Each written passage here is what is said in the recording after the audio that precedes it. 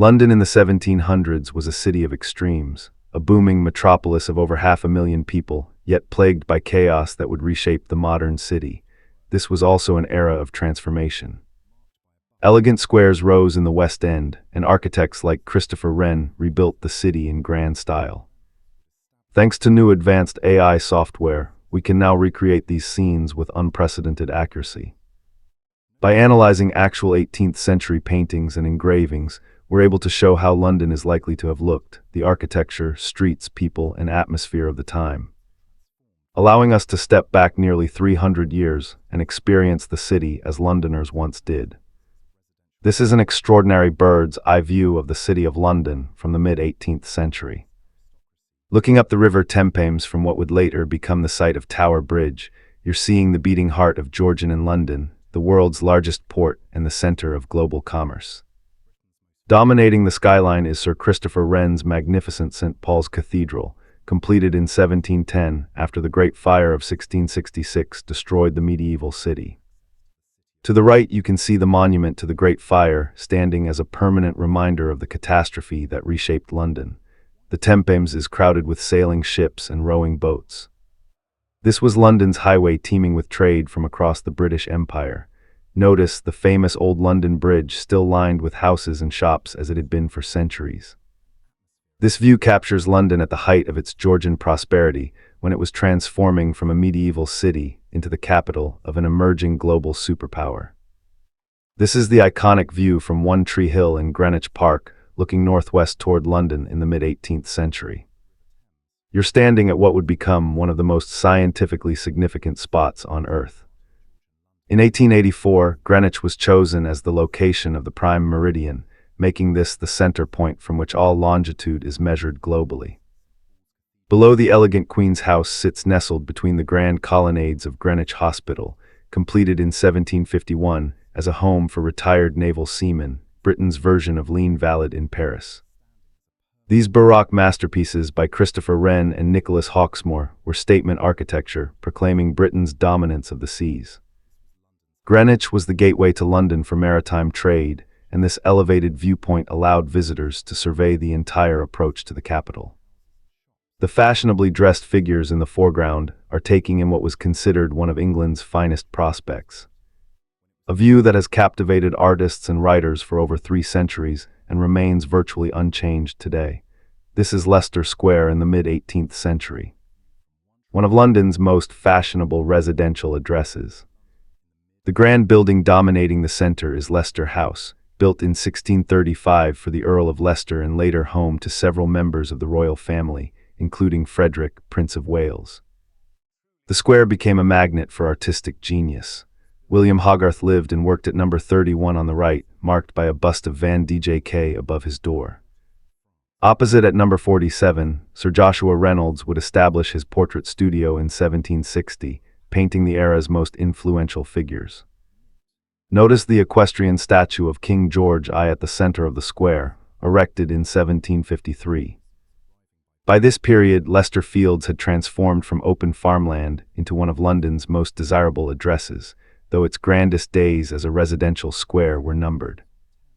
Within decades, entertainment would replace aristocracy as the square's defining character. Next, we arrive at the south bank of the Thames, looking across to the Tower of London, Britain's most formidable fortress, seen from the water that once served as both its moat and its highway. For over 700 years, the tower controlled access to the city of London from the river, its imposing stone walls a statement of royal power. The White Tower, the massive Norman keep at the heart of the complex, was built by William the Conqueror, starting in 1078, using Carl's stone imported from France. By this period, the tower served multiple roles simultaneously: royal palace, prison, armory, mint, and treasury for the crown jewels. The waterfront you see here was the main entrance for prisoners arriving by barge through Traitor's Gate, including Anne Boleyn and Sir Thomas More before their executions. The various sailing vessels on the Thames remind us this was London's commercial artery, with everything from royal barges to merchant ships passing beneath the tower's watchful gaze. This is the bustling courtyard of the Royal Exchange in the 18th century, where global commerce converged in a single magnificent space. Founded by Sir Thomas Gresham in 1565 and modeled on the Antwerp boars, this was England's first purpose-built trading center. Merchants from across the globe gathered in this open-air courtyard twice daily, trading sessions marked by the ringing of the bell in the tower above. Picture this. Deals being shouted in dozens of languages, the rustle of bills of exchange, the scratch of quills on contracts. The arcaded walkways on multiple levels housed shops selling luxury goods, books, and maps, while Lloyd's of London operated their insurance business from these very galleries. This single building transformed London into a financial superpower, the prototype that would inspire stock exchanges from New York to Hong Kong. This is St. James's Square in the mid-18th century, the pinnacle of aristocratic London and one of the capital's most exclusive addresses. Developed in the 1660s, this square attracted the wealthiest nobility in England. Dukes, earls, and prime ministers competed for residences here.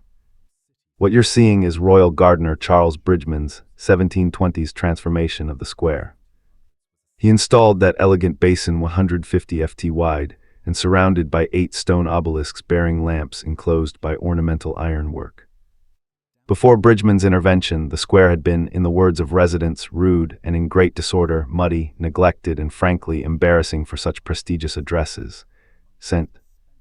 James's church spire rises in the distance. Within decades, this square would transition from residential grandeur to the clubs, businesses, and institutions that occupy these buildings today. This is Cheapside, a bustling commercial center in Georgian London. The name comes from the Old English cheap meaning marketplace, and for centuries this was where fortunes were made.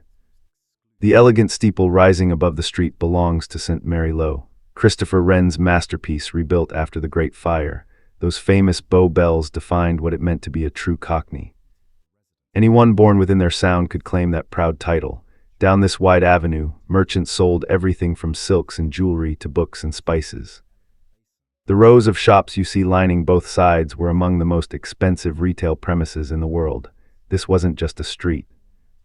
It was the Oxford Street and Wall Street of the 1700s rolled into one, where London's merchant class built their empires one transaction at a time. History has left us thousands of these remarkable engravings and paintings from cities across the globe, snapshots frozen in time, waiting to be brought back to life. So tell us in the comments, which city would you like to see revived next? Your choice could be featured in our next video.